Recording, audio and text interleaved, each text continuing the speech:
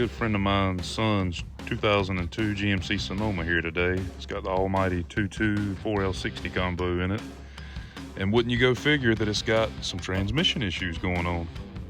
Truck apparently only has low and reverse. Very clean truck. Very, very clean truck.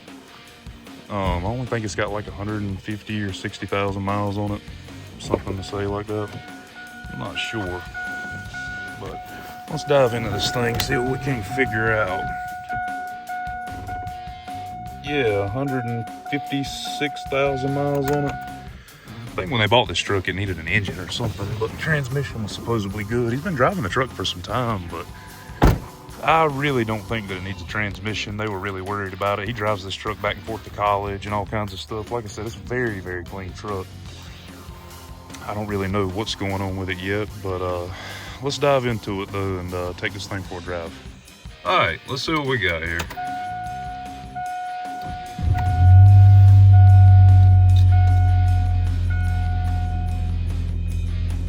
Well, the first thing I see, this thing does have a service engine light, but I think he had told me that it stays on. I think they had some issues with the catalytic converter or something to the sort, and they had cut it off, I think, and put a muffler on it or something. I'm not 100% sure. Truck holds really good oil pressure and all those. Seems to run really well.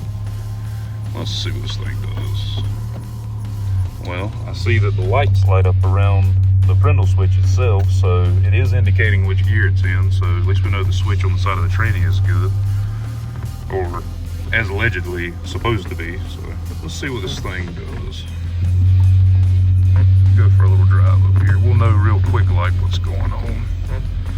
I'm not 100% what he said. I think he said it doesn't have, it's definitely in low range, I believe. Oh, that may be second. I'm not 100% sure. We'll see when we get some speed here in a minute.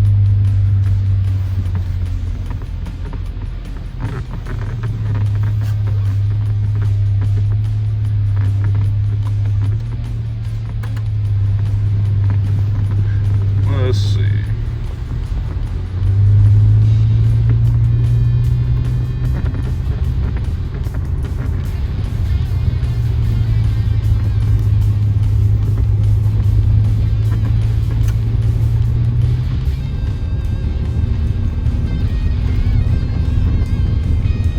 It's definitely stuck in A gear. I don't know, it almost feels like it could be second. I'm not 100%. It could be low. Let's get out here on the highway before we can really see what's going on.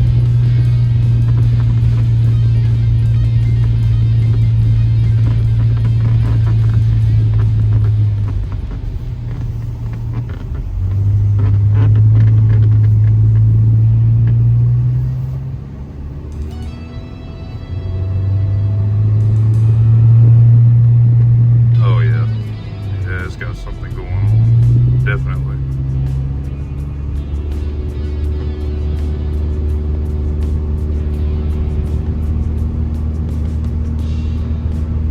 I don't know, it felt like it made the shift.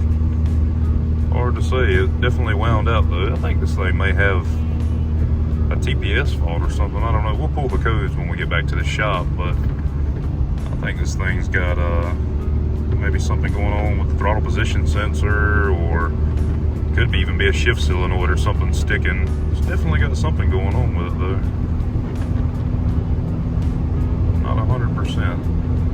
We're up to about 50 now, so it's definitely not stuck in low.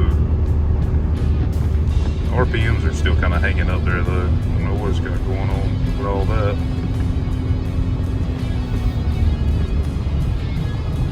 ABS light just popped up. It could be something with, I don't know. Let's take this thing back to the shop and pull the codes on it and see. Alright guys, made it back to the shop here.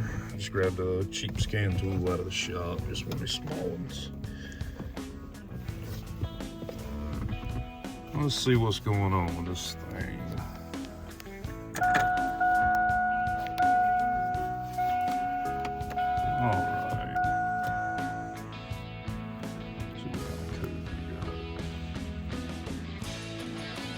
Wow, well look at that. Wouldn't that be the very first one? Throttle position sensor, man, this thing got 7 codes. Yep, there goes that. converter code they were talking about. Evap, secondary carrier, catalyst, evap. Yeah, all those codes are all.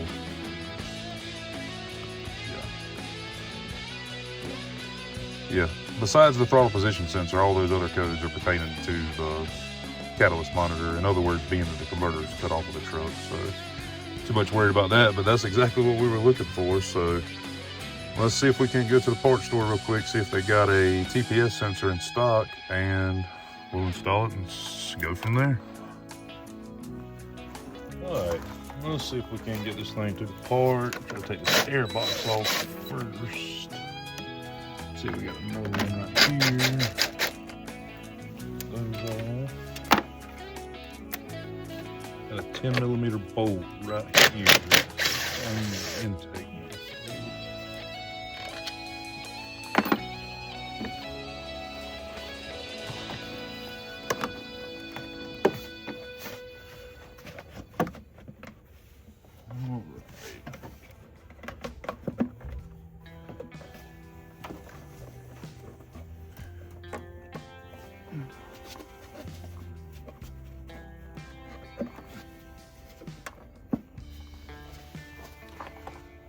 Let's see.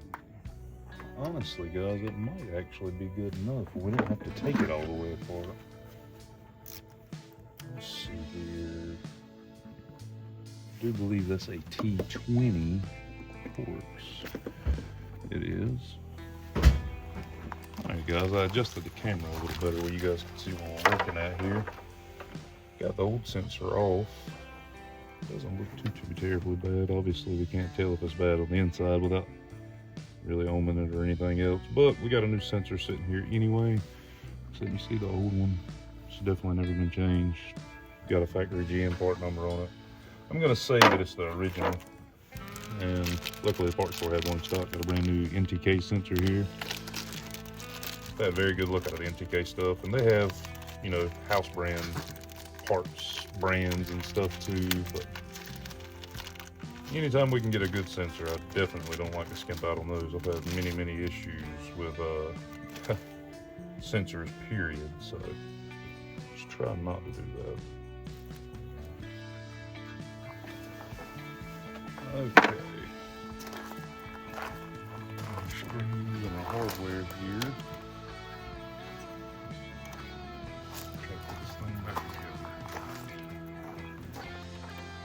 Be real careful too where this thing's at. These screws are literally right at the edge. I dropped this one screw taking it out. I had to get a magnet just to get the daggone thing back. It was hiding down there. Luckily it didn't fall all the way to the ground somewhere. You know, naturally it falls somewhere where you can't even see it at. So you have a flashlight and everything else. See if we can't get these screws back in there and tighten those up. Hopefully this is going to fix our issue. There we go.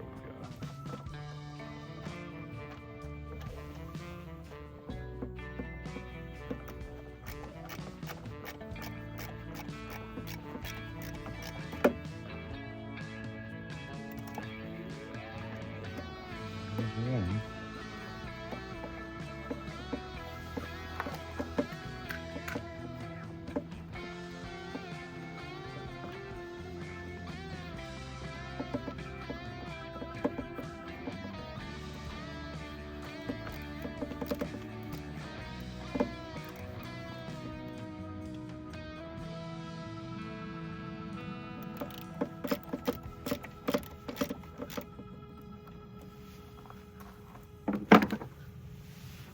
All right.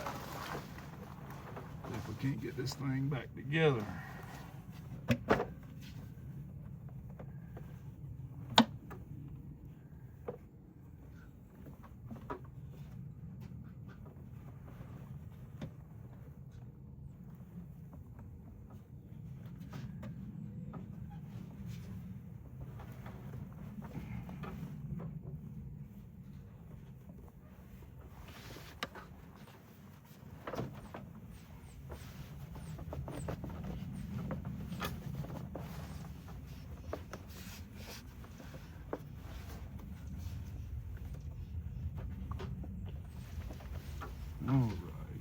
hoses and stuff. Let's tighten all these clamps back up. Should be good to go.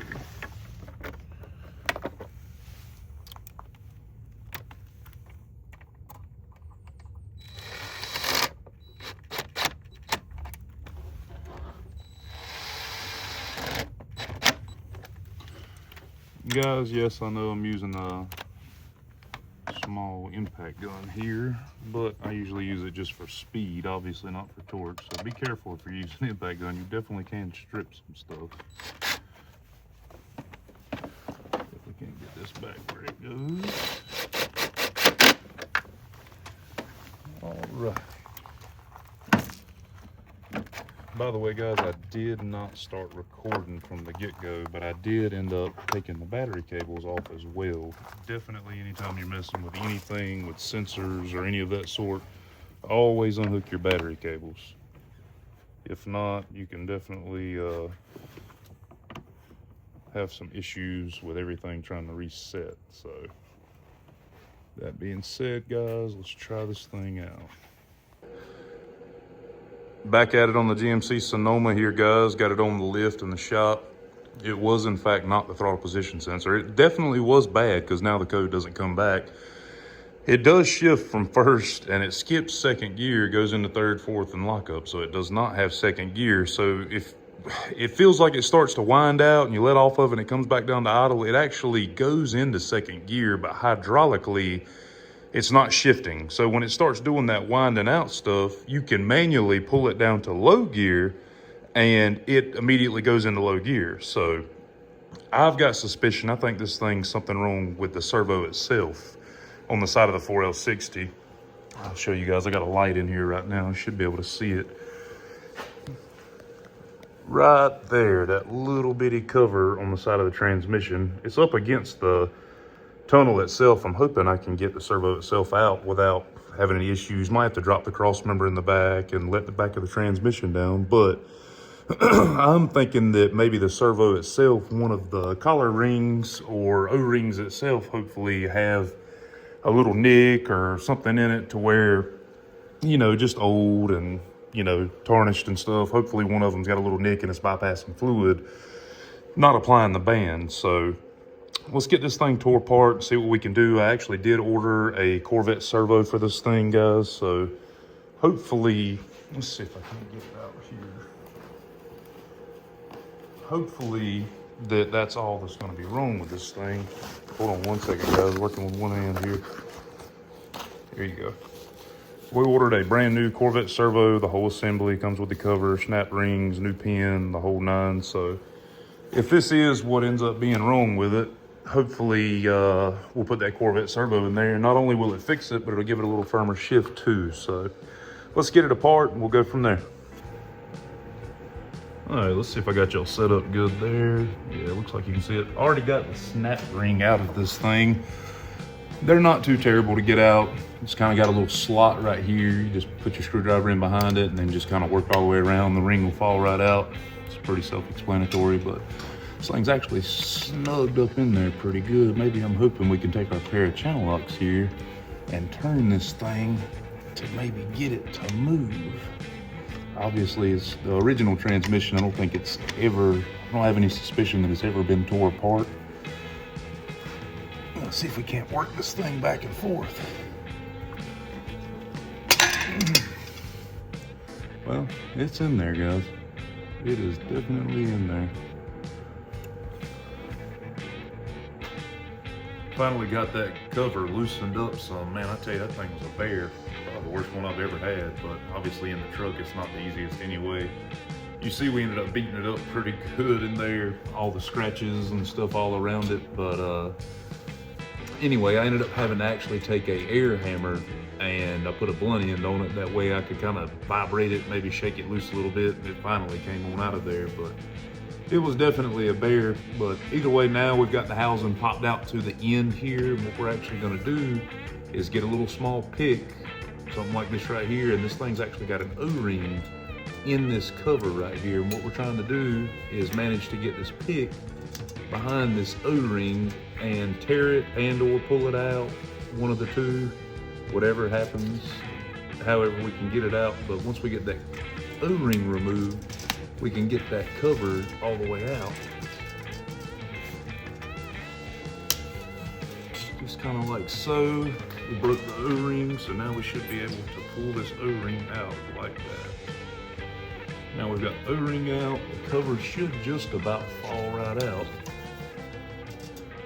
Just like that, guys.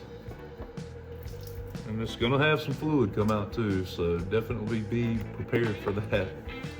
It's definitely gonna have some fluid behind it.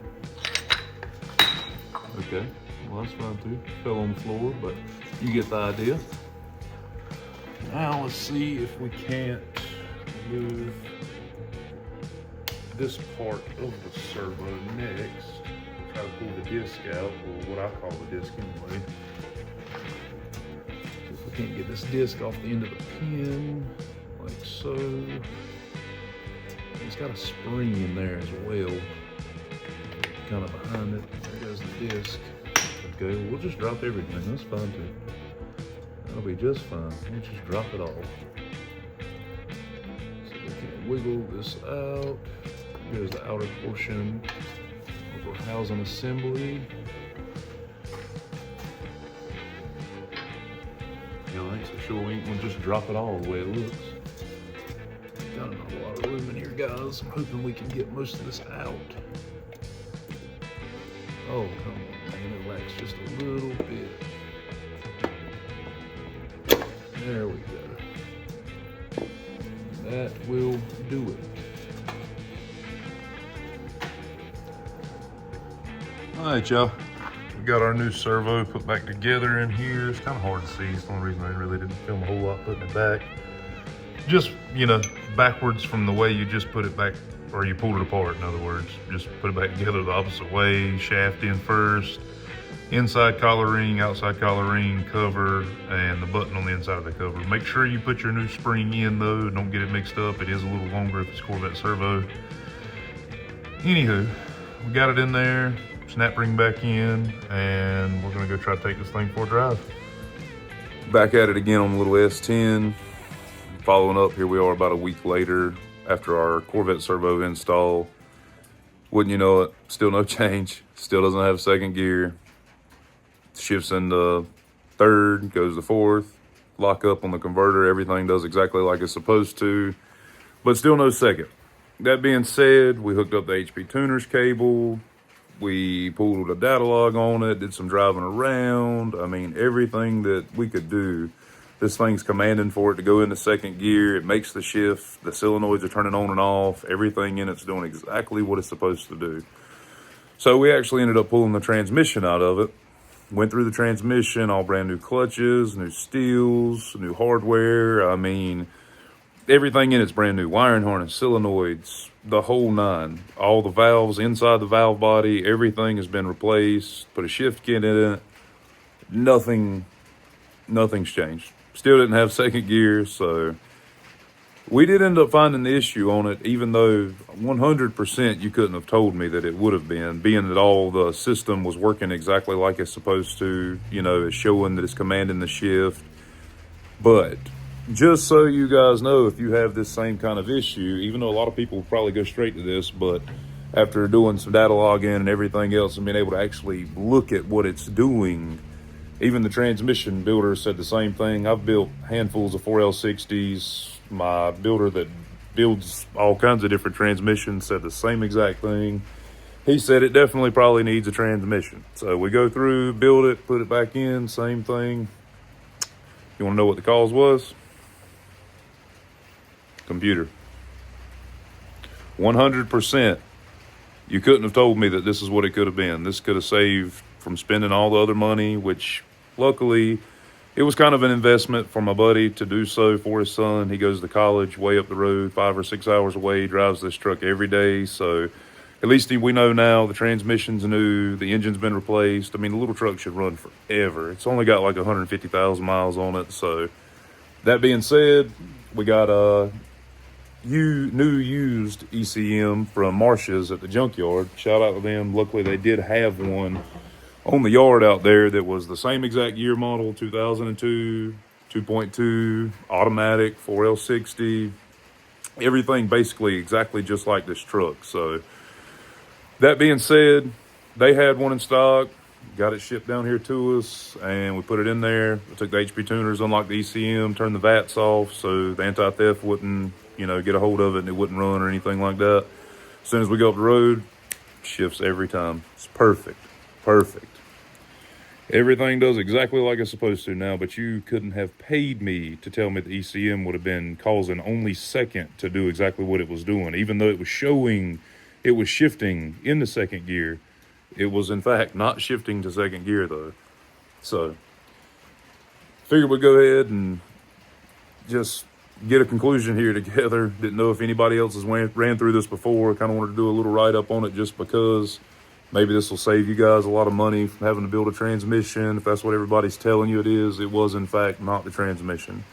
Which, usually on a 4L60, the first thing to go is third and fourth clutches. They're just bad for that. They don't last. There's plenty of other upgrades to do, so they will last. You know what I mean? But factory, that's usually the first issue that they give is 3/4 clutches go out. But for this thing to physically not go into second gear and have every other gear out there is just, it was mind-blowing, thinking that maybe it could be a seal or an O-ring or a solenoid. Hell, even the servo, we replaced it. Still no change. So hopefully we can save you guys from having to spend a bunch of extra money. Like I said, even though it was an investment for him, maybe in your situation it might not be, maybe you can save some money and not have to do that. Maybe a computer will work. As cheap as you can get one for a junkyard, yeah, 100, 200 bucks, whatever it may be. It's probably worth it in the long run to try that first. Like I said, we changed the TPS sensor, put a servo in it, checked all that. All the solenoids we checked, they all owned good. But even though we had the transmission apart, we put brand new ones in it again because we were already there. New harness, new everything. Still no fix. So if you guys are having the same issue, try the ECM first. Please save yourself some time, some money. You can do a reset and get the key to work with the ECM you put in it. There's a short write-up on it. There's plenty of write-ups on YouTube and videos and forums online. Do the old key trick. I think it's like 30 minutes it takes to get the key to read for the new ECM for the VIN number and all. I think you turn it on for exactly 10 minutes, off for 5 seconds, back on for 10 minutes, back off for 5 seconds, something like that. But either way, you don't have to have HP tuners to flash the ECM and all. If you do have somebody with a very nice scan tool, one of the expensive ones or something, they could probably flash it, relearn the ECM, or HP tuners, of course, like we did. Cost about $100 to unlock the ECM, and it's back up and going. So that being said, guys, let's try to save you guys some money. Maybe you won't go through the same issues we did, and yeah. Let's end things off here. Once again, thanks for all of you guys' support. The channel's growing. It's doing great. I hope you guys stay focused. Like I said, this was just kind of a little in-between video. Try to help my buddy out. Figured we'd record some good footage. Maybe it'd help one of you guys out. Got plenty of other things going on. Plenty of projects coming up. Plenty of things to do. So that being said, guys, thanks for all the support. Keep doing what you're doing. Hit the like button. Subscribe. Drop a comment. We'll be back for the next one here soon, and I just really appreciate everything, guys. Thanks for all that you're doing, and I really appreciate it all. It never goes unnoticed, so we'll catch you guys on the next one. Appreciate it.